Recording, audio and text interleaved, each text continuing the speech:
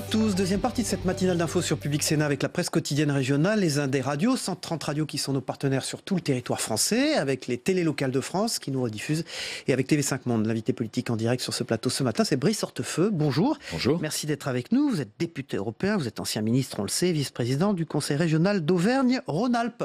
Pour vous interroger à mes côtés ce matin, Christelle Bertrand, bonjour, qui représente la presse quotidienne régionale, la Dépêche du Midi, ce matin sur ce plateau. Bonjour. Christelle.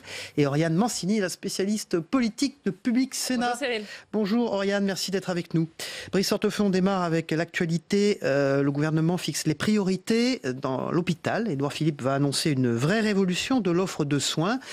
L'objectif visé est de dépenser mieux, mais pas moins. Est-ce que vous pensez que le gouvernement s'attaque aux bonnes choses ?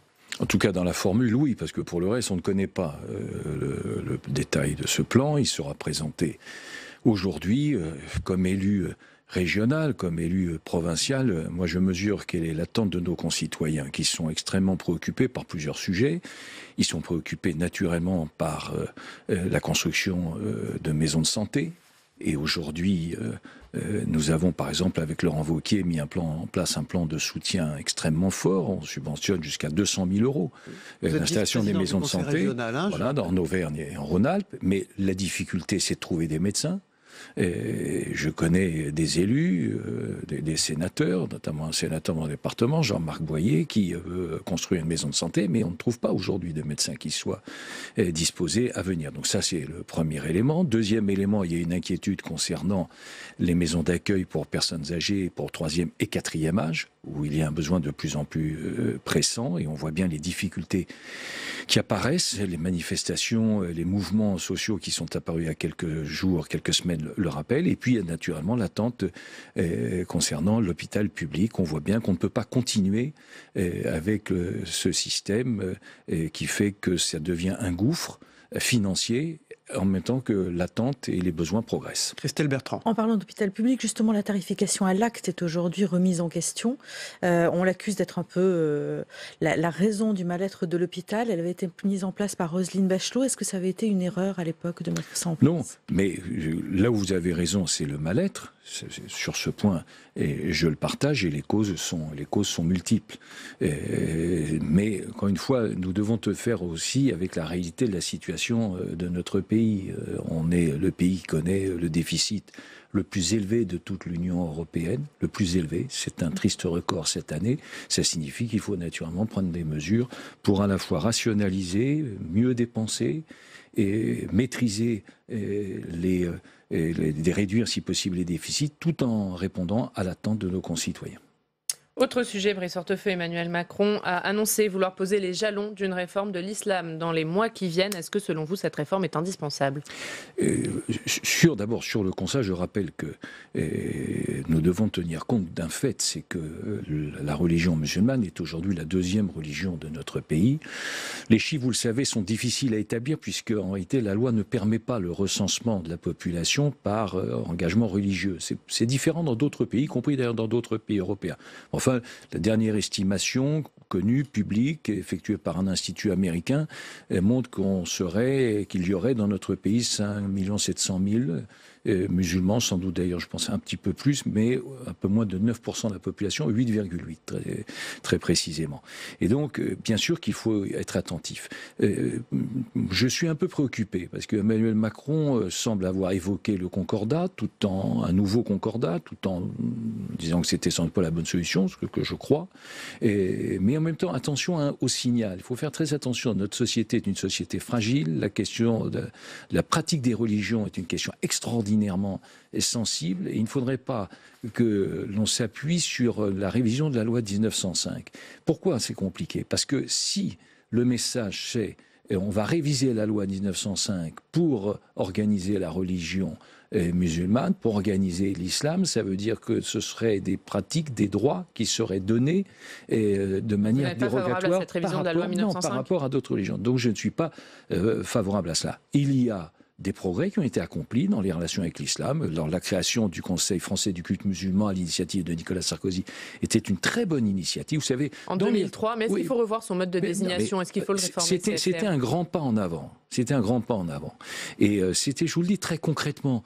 Et vous savez, dans nos régions, moi, en Auvergne, j'avais des contacts avec l'archevêque de Clermont pour la religion catholique, avec le responsable de la communauté juive de mon département. Il y avait un interlocuteur, même chose pour les protestants. Et puis, il y avait une espèce de flousse. On ne savait pas avec qui dialoguer. Donc, il y a un président régional du culte musulman. C'est un progrès. Maintenant, est-ce qu'il faut aller plus loin? Est-ce qu'il faut progresser? Sans doute, il faut améliorer. Il faut revoir le mode de désignation du CFCM.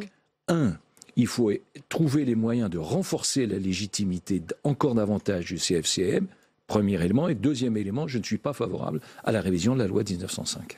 Et comment on lutte contre les influences étrangères sur l'islam français, Brice Hortefeux? D'abord en surveillant les circuits de financement.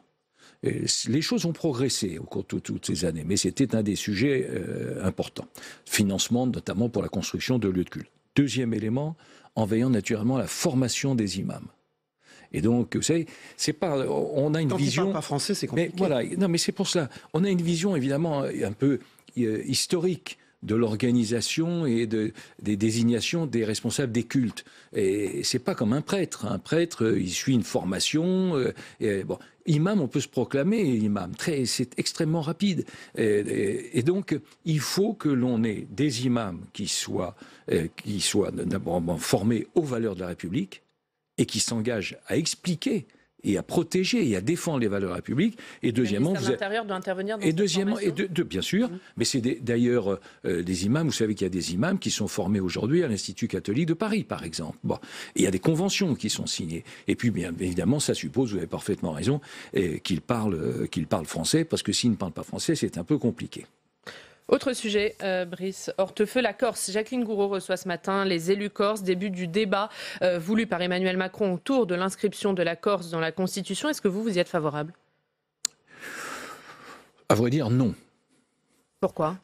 D'abord, l'inscription à la Constitution, il y a déjà une ambiguïté. C'est que, je ne veux pas rentrer dans tous les détails, mais certains considèrent que c'est dans l'article 72, d'autres c'est à l'article 74, c'est par référence à la communauté, Emmanuel Macron population d'outre-mer. 72, les nationalistes demandent l'article 74. Voilà, donc il y a une grande ambiguïté. On lance le mot inscription à la Constitution, mais on ne sait pas du tout où, à quel endroit et dans quel cadre. Bon, ça c'est le premier élément.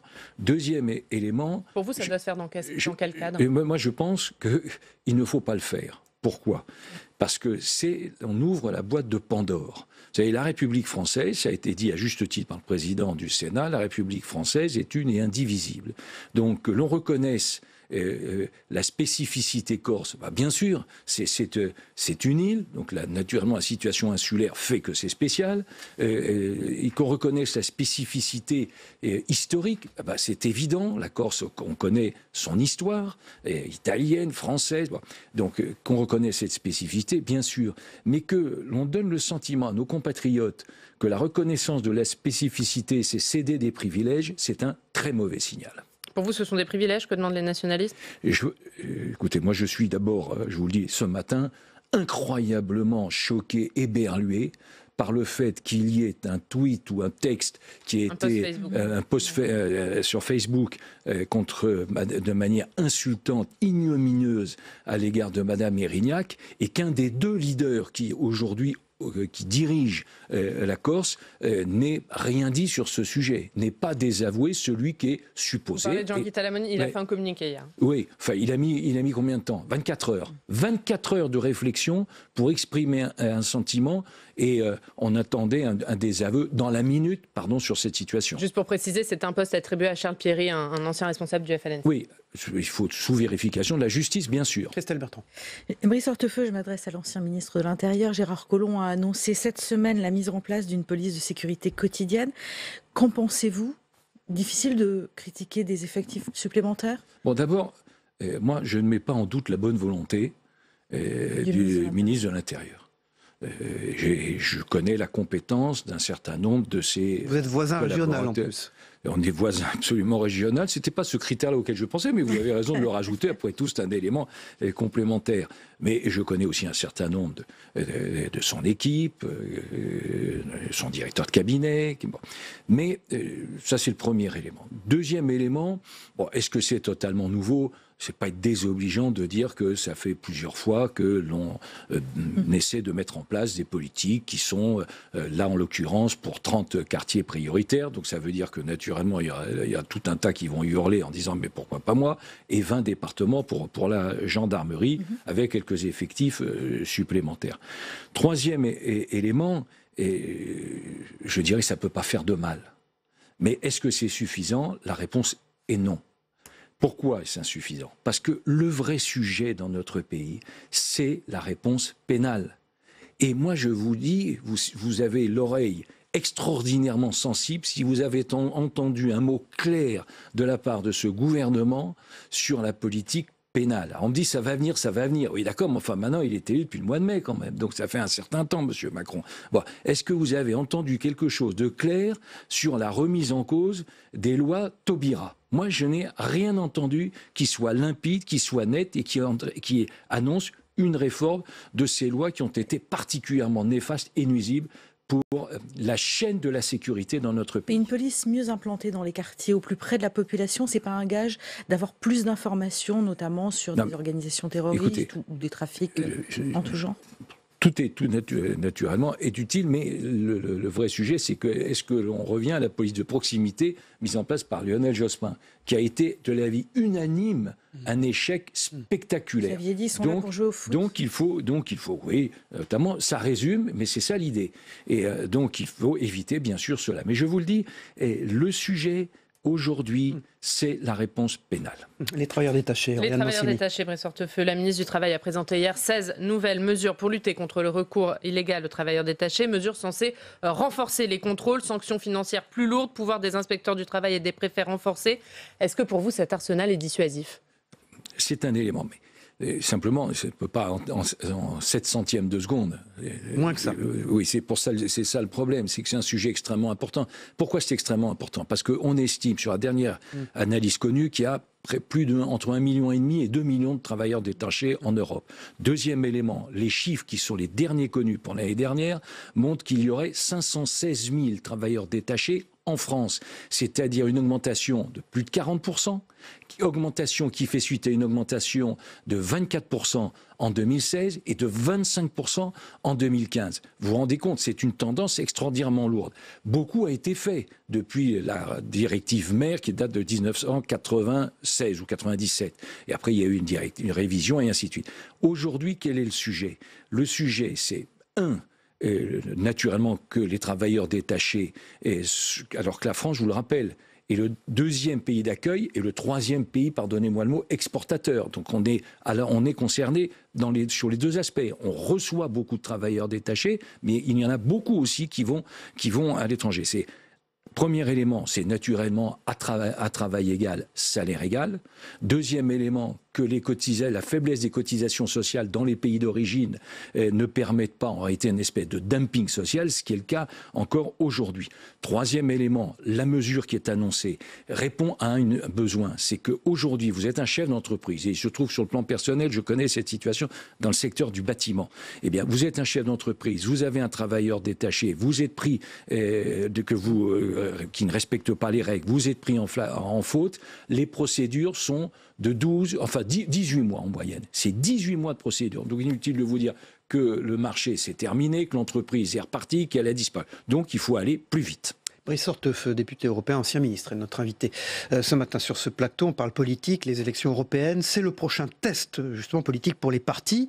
Alors, aux Républicains, traditionnellement divisés sur la question de l'Europe, ce sera un test sur la capacité de Laurent Wauquiez à rassembler votre famille. Comment faire pour lui, pour vous, avec les différentes sensibilités qui existent, dont on parle, qu'on voit éclater au sein de ce parti? Oui, pardonnez-moi, vous parlez de test. Bon, admettons. Mais d'abord, avant même le test, il y a une réalité. C'est que le président de la République et son gouvernement sont les tripatouilleurs de tous les modes de scrutin.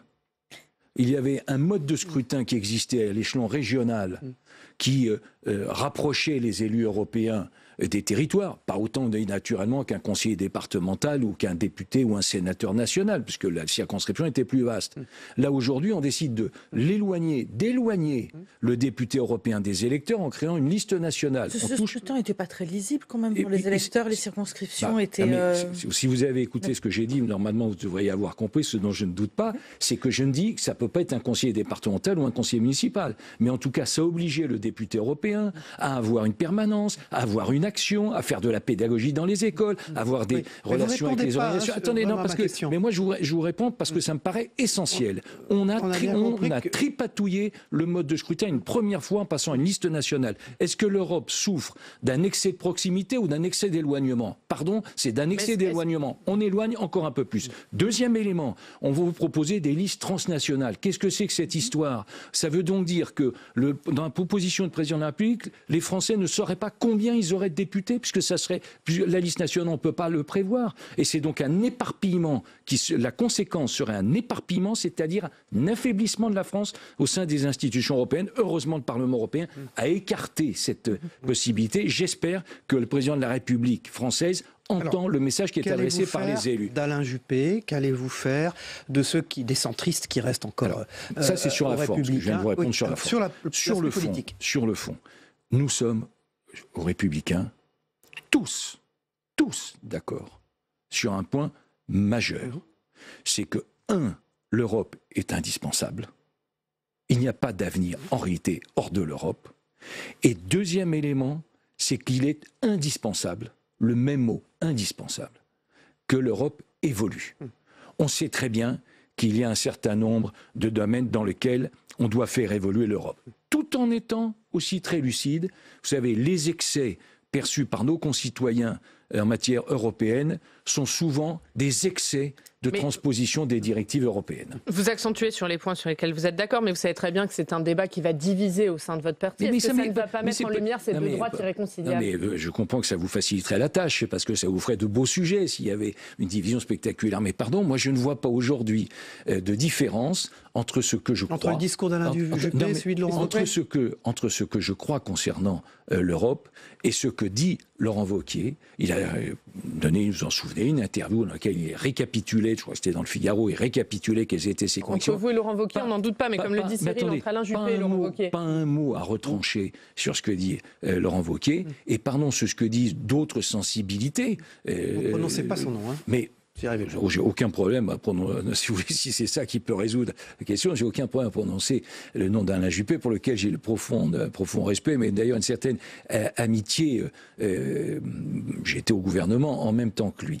Mais je pense sincèrement que nous pouvons être totalement d'accord sur cette ligne. L'Europe est indispensable. Je vous dis simplement cet élément, au cas où nos auditeurs ne le connaîtraient pas, c'est qu'aujourd'hui, la France fait partie de ce qu'on appelle le G8, c'est-à-dire les 8 premières puissances qui réfléchissent à l'organisation économique et financière du monde. Et bien, tous les 10 ans, un pays, Allemagne, France ou Royaume-Uni, en sortiront. Donc le seul moyen de continuer à peser, c'est d'en être. C'est pour ça que je suis aussi pour l'Europe. Pour clore ce chapitre, Brice Hortefeux, serez-vous candidat aux prochaines élections européennes? Écoutez, là, on verra le moment venu. Vous avez une petite idée? J'ai certainement une idée, mais je ne pense pas que ça soit celle qui intéresse aujourd'hui. Sur la ligne des Républicains, Brice Hortefeux, est-ce qu'aujourd'hui, Laurent Wauquiez est en train de détourner la droite du libéralisme pour la faire aller vers le protectionnisme? Bon, d'abord, Laurent Wauquiez est en train surtout, de permettre l'indispensable reconstruction de l'opposition.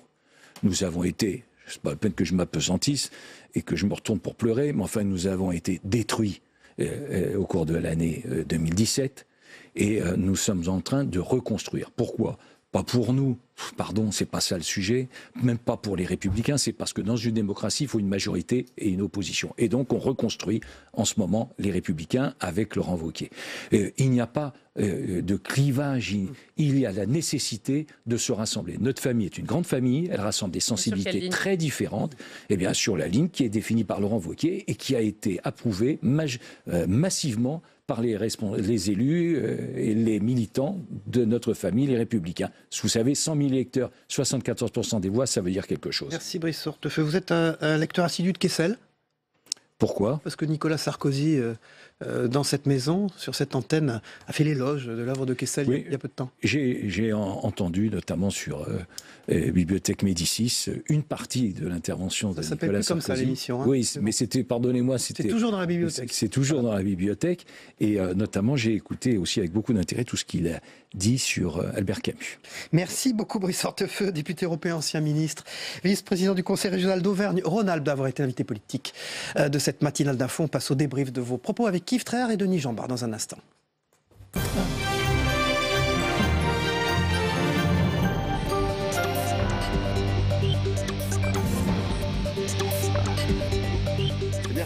Voilà, Brice Hortefeux quitte ce plateau, je viens de le saluer, ils font leurs entrées. Denis Jambard, éditorialiste à Nice Matin. Bonjour Denis. Bonjour à tous. Et bonjour Yves Tréhard. Bonjour Denis, directeur adjoint de la rédaction du Figaro, que j'ai vu fort tard sur une antenne hier au soir. Je me demande comment il peut être aussi en forme ce matin chez nous. C'est un staccanoviste de l'information. J'ai dormi sur les marches du Sénat.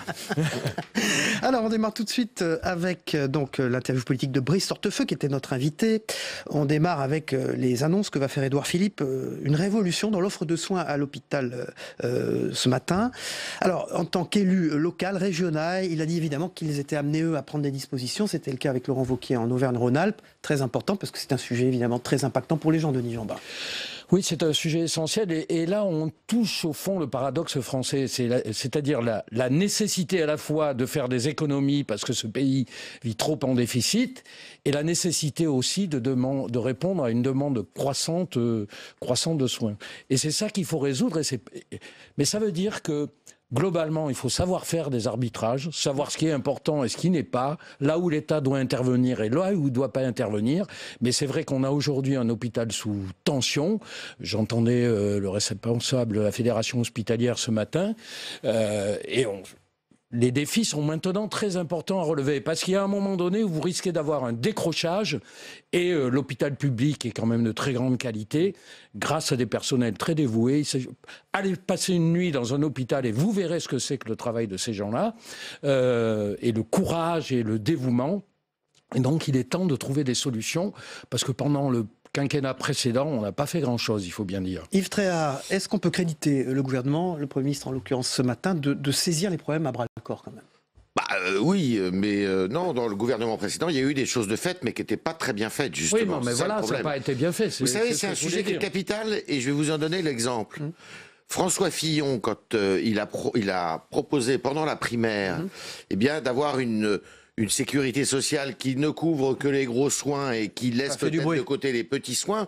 Ah oui, c'était peut-être mal expliqué. Vous avez vu l'impact et la conséquence que ça a eu sur sa popularité immédiate. Donc c'est un sujet qui est bougrement important et c'est surtout un sujet qui est très difficile à résoudre. Pourquoi ? Parce qu'il y a eu plusieurs réformes depuis Philippe Douste-Blazy. On a multiplié les réformes pour pour essayer justement de dépenser moins et d'avoir un service public qui fonctionne mieux. Là, je crois que ça passe par plusieurs choses. D'abord, ça passe par le fléchage. Quand vous allez dans un hôpital et que vous arrivez dans le service des urgences, vous apercevez que les 2/3 des gens qui sont là, ils n'ont rien à faire aux urgences et qu'ils seraient beaucoup mieux dans un cabinet de médecine de ville et qu'ils viennent aux urgences par facilité. Ça, c'est la première des choses. La deuxième des choses... Vous mettez où le fléchage ? Si j'en crois les médecins et les chirurgiens surtout, c'est de dire il faut faire de la médecine ambulatoire. C'est-à-dire qu'il ne faut plus...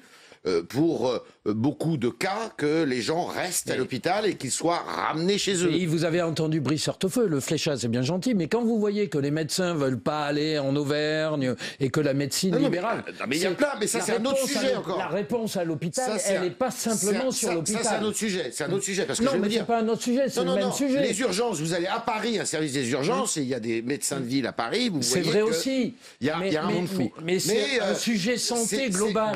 Mais bien sûr, plus des professions médicales qui vont pas forcément sur les lieux où on a besoin d'eux. Non, mais c'est ce qu'on vient de dire. C'est vrai que si vous prenez la région Côte d'Azur, eh bien, en PACA, vous avez un nombre de médecins très supérieur à l'Auvergne. On passe à un deuxième sujet important qui sont les élections européennes. Le tripatouillage dénoncé par Brice Hortefeux, de ces députés européens nouvellement élus qui ne seront pas proches des gens. Vous en pensez quoi, Denis Jambard, de ces transformations ? Je crois que je vais être d'accord avec Yves parce qu'on commentait ensemble l'intervention de Brice Hortefeux. Cette théorie de la proximité des députés européens, à mon avis, c'est pas un vrai sujet, parce qu'en quoi ça apporte? Il faut qu'il y ait des députés européens qui soient compétents sur la question de l'Europe. Brice Hortefeux est contre ces listes transnationales. Oui, mais j'ai bien compris qu'il était... les listes transnationales, non, mais même les listes, le système régional, etc., il faut des listes nationales, et à mon avis, ça donne beaucoup plus de visibilité qu'une multiplicité de listes à travers le pays. Donc transnational, mais ça a été condamné par le Parlement européen n'en veut pas. Donc le problème, ce problème-là, il est réglé. Tout à fait logique. Les listes transnationales, c'est effectivement ce qu'il faudrait faire. Si on était dans une Europe parce qu'on est quand même dans une Europe qui est mal définie dans notre pays. On est dans une Europe mais qui est mal définie en général. En général. Soit on est dans une Europe des nations. À ce moment-là, il faut des listes nationales. C'est ce qui va se passer. Et c'est vrai que les listes régionales pour les élections européennes, avec des circonscriptions qui ressemblaient à rien, c'était des circonscriptions tout à fait opportunes. Soit on est dans des listes transnationales. Alors pour les listes, pourquoi la droite, pourquoi certains partis sont contre justement cette réforme que propose Emmanuel Macron, mais parce que Emmanuel Macron, il a intérêt à ce qu'il y ait des listes nationales. Comme il a un maillage territorial qui est extrêmement faible, il a intérêt à avoir non, mais c'est une opération politicienne, il faut le dire. Alors, évidemment. Même si ça peut être intéressant. Le tripatouillage des scrutins a toujours été une et si vous voulez, la réponse de Brice Hortefeux, c'est une réponse aussi politique. C'est-à-dire que le maillage, aujourd'hui, les Républicains en maillage, leur force, c'est le maillage territorial. Et donc, ils ont intérêt à avoir des listes régionales. Il y a quand même un problème avec ces élections européennes. Comment fédérer toutes les composantes, les sensibilités différentes de son parti? Oui, mais ça, il n'y a pas que les Républicains. C'est la même chose au Parti Socialiste. C'est-à-dire que les deux grands partis du Parti Socialiste, les deux grands partis qui ont structuré la vie politique française pendant 40 ans sont des partis qui se sont en partie, pardon de la répétition, fracassés sur la thématique européenne. Parce que dans ces deux partis, vous avez à la fois des eurosceptiques et des pro-européens qui sont pour certains d'entre eux presque fédéralistes. Mais le PS a encore un maillage et c'est vrai que pour le Parti Socialiste aujourd'hui, ça serait peut-être une bouée de secours quand on voit les résultats qu'ils ont eu aux dernières élections partielles à moins de 3% chacun. Denis Jeanbart, vous avez écrit un livre. Vous aviez caché ça? On va le voir d'ailleurs à l'instant. Oui, mais il y y a temps. C'est un roman, en effet. Courtier William. Voilà, ou de Courtier William. Alors, il court où, William? C'est un journaliste qui court après sa vérité personnelle. C'est votre cas? Mais oui, parce que c'est le cas, à mon avis, de tout journaliste. Il faut sans arrêt s'interroger sur soi-même en regardant les autres. On est toujours en quête de réalité, de vérité surtout. Merci Yves Tréhard, merci Denis Jeanbart. On passe au Zap Monde, ce que vous devez savoir en quelques minutes de l'actualité dans le monde avec notre partenaire TV5 Monde. On se retrouve après.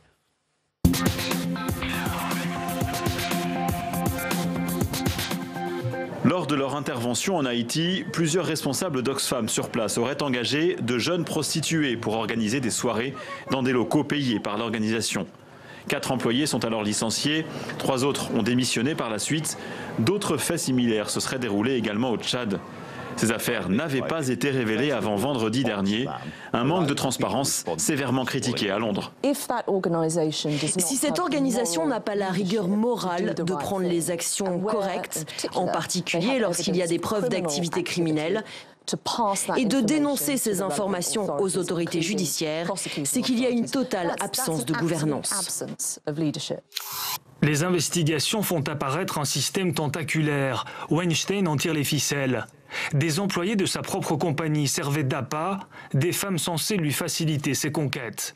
Un autre groupe d'employés, les planificatrices, était chargé de libérer des plages horaires dans l'agenda du patron. Enfin, les chauffeurs du puissant producteur jouaient les aidants, préservatifs ou dispositifs pour faciliter l'érection toujours à disposition, un modus operandi décrit noir sur blanc dans un rapport rendu public. Laetitia Hallyday, Laura Smet et David Hallyday, le 9 décembre dernier. Cette image d'une famille soudée face à la douleur n'aura pas fait long feu. Après la découverte du testament de Johnny, Laura Smet et David Hallyday ont décidé de saisir la justice française. Les avocats de la fille de Johnny l'ont annoncé par communiqué. Laura Smet a découvert avec stupéfaction et douleur le testament de son père Johnny Hallyday, au terme duquel l'ensemble de son patrimoine et l'ensemble de ses droits d'artiste seraient exclusivement transmis à sa seule épouse Laetitia par l'effet de la loi californienne. Martin Fourcade entre encore un peu plus dans la légende en égalant Jean-Claude Killy en tant que sportif français le plus titré de l'histoire des JO d'hiver. Il a décroché sa 3e médaille d'or olympique et tient ainsi sa revanche après son échec dimanche sur le sprint.